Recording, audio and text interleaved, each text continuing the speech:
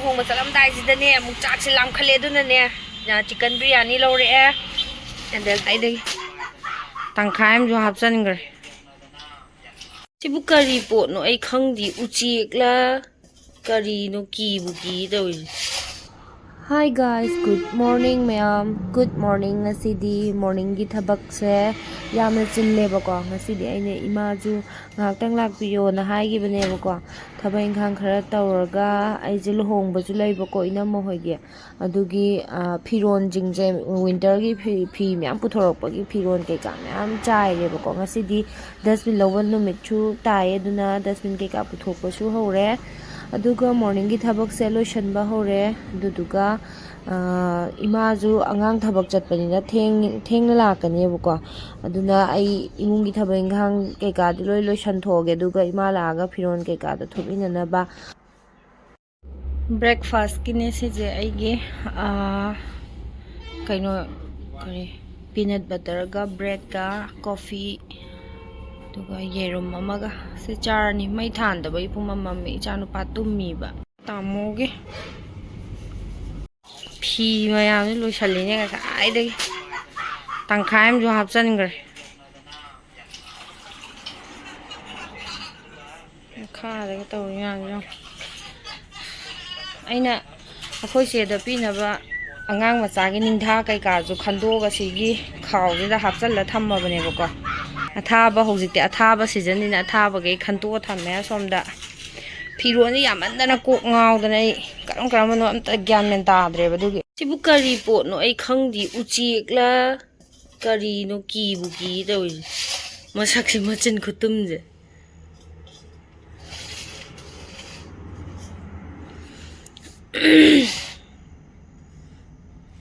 tamo chandra kumar na pirambane ba ko uchek la kari no khangde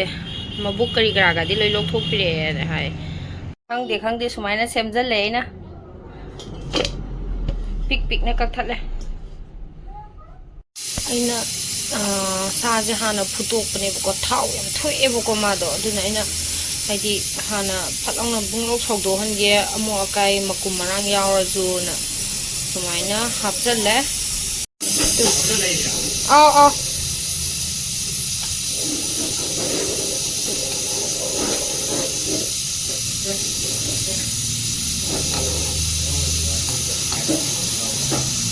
Silere se cham tho thamme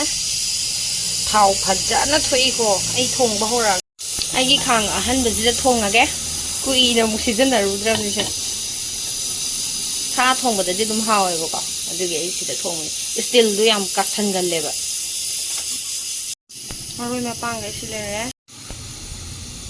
thau kitang hejal la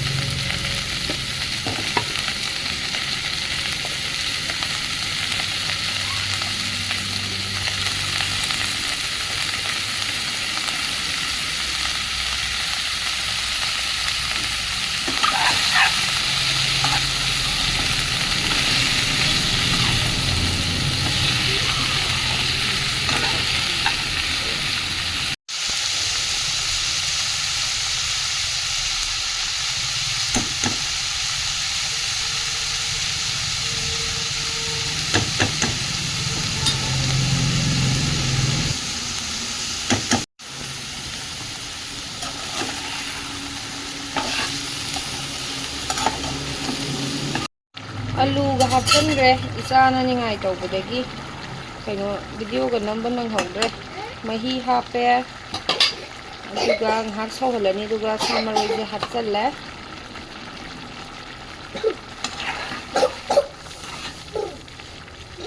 ꯍꯥꯎꯗꯧꯗꯤ ꯃꯥꯜꯂꯦ ngashidi keba kaubuzu thabak chindana lakpidre isagi self makeup tare aduna chandon ga jong aidi chandon je mayamna chandon do phajade dum haidana ko ado mayam asengba wari do hairake ba ngasi chandon gi aidi chandon je kesari je yam pamjai bu ko le shari ngai degi dum ai chandon kesari je yam pamna dum haidi ai hayeng mau oiradi kesari thinge khotke kana haidi thaudo wathok kumbaga thokpadaga chandon ga kitanga thinbado ada ai kesari gumba jam namgalle bako ada aina kesari je am pamja ba hai tare ado tawbudi ke ba khotpada budi angobana di phajabane ba ado aingonda di yam sengna rang chandon da ju angobu kai ka do amta leite ba chandon je pakna thinde bako kesari khatanga dum thille ba nong phado ka thininga pa kanda aduna si je aina chandon thiba kanda gopi chandon asengbado adudo akhoi mana pirakhibagi leirame bako chok chau matumam leirame bako adudo ngasi di chandon je kesari na tabida gopi chandon je oina thille dana thaina ge haidi thaina ge ariba haidi akhoi gi haidi kari haidono traditional gi kaino do wakhal do lae ba feel tawe bako haidi thaina ding hawai rang chandon ga thinlaram de dana ko phajana keraga gopi chandon ga nana thilli dana ko ado ngasi di gopi chandon oina thille isana makeup tawjare aduduga ngasi je smai tawbane ba akhoi gi komla khongda akhoi gi inama ama bale bako adudo inama je akhoi gi indomcha akhoi ikuboki manaupa iku yai mado adudugi machanupi je komla khongda mem pale bako magi manau nupa magi haidi magi nupa gi hek manau nupa do adudugi Luhongba ngasi je ado nupi mem do khongjom dane bako aduduna nupi mem do ina changane bako khoi nupa mem dai di lakhre ba khoi numi tare dukan lo laga sattoine na tawre ba aisan injale fi angobuna gari maning da hapkhre dumaina tawre mayam ngasi gi makeup se kamai toge mayam haibira moi onda haita kesangre aduni mayam aduga luhongba chalam dai jidane amuk chak se lam khale duna ne chicken biryani lore andagi yen ataw ba tamona yen ataw ba khar lobire sida aduduga chara ga chakiduni ten kari teksam maning ching haiba kom hai nupi mem do yam change haire bako koi nepo di loi chatlaga yogre ba ngasai na lao ko ju torak pada yadre ba do dukan lonjalamme adagi icha nupa mu akhoi mai manakta thillame adagi injang na pibe amje mu inepo kai kubo ka ge mu hap khina ba mung leire aduna matam je indam dai matam ni jar ta sangi bako ado ai mafam do yoraga haipet ulakpa yabra na yengage aduga haipet mathang namjarake myam ado ngasi di asengbagi oina makeup kamai tawge haibiramo adagi ID eyeliner yekpa jam haite bako eyeliner jong sta tangkhai me henjal jong na kangi na hengatri adumai dum ke sangre mayam motholaga sa point le jar sang lam khale kai de no sibegi ba chicken biryani chicken atawa chaga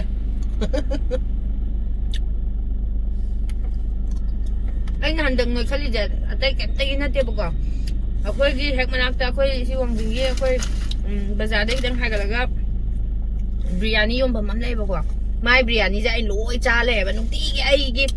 leibam ne khangbai ne mana ju ne si 150 pi ba plate box ne bako achau bodo ai gi di nungti gi le man na 120 adu ne wait hengat di je hoji jar sa gi me yen angowa moi sat kre lambi do in hengnare khoi kanadre thengi moi loi ma yam theng na ju yong ma le da ko moi jo lambi jam sang nge hai ba sang bai da ju na ta moi na jam theng lam dong ma le ima pura bela lambi ta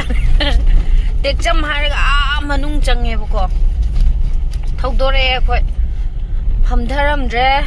poing piraga moi babob chu paisa than deba aduna kaino mamtop to ibani amumuk changame aduga phat authole poyeng piramaga khoi mama hoju loi hangre khoi gi khangnaba amta yaudre bako haidi indom chaju ada pot yen ba khotpagi mi la ga yen ba khotpagi le hore ye abeju le hore ye khoi gi namado aduna kaka budi le howe ba aduna dum phamdharam dre dum poyeng pithoga dum la e saibo koi ru je ye taibungo babuna saibo koi thurani khoi bani kapsing da bisal gi pot kana thari kapsing gi bisal manaki leiba kaino do hotel do aduga chapot cha ga na leire chapo khar sa ge mapan thola di am inge momo kai ka semi da si han tha ge damo kai sakram no khangdre bisal kapsing bisal ne main road direct mezo hub opposite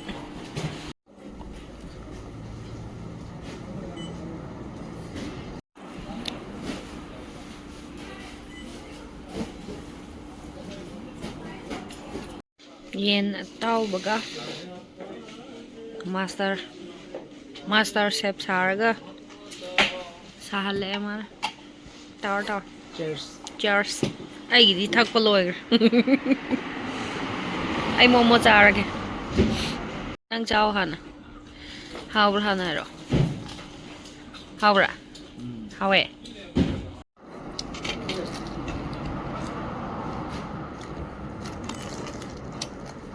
Bunga yang paham kok.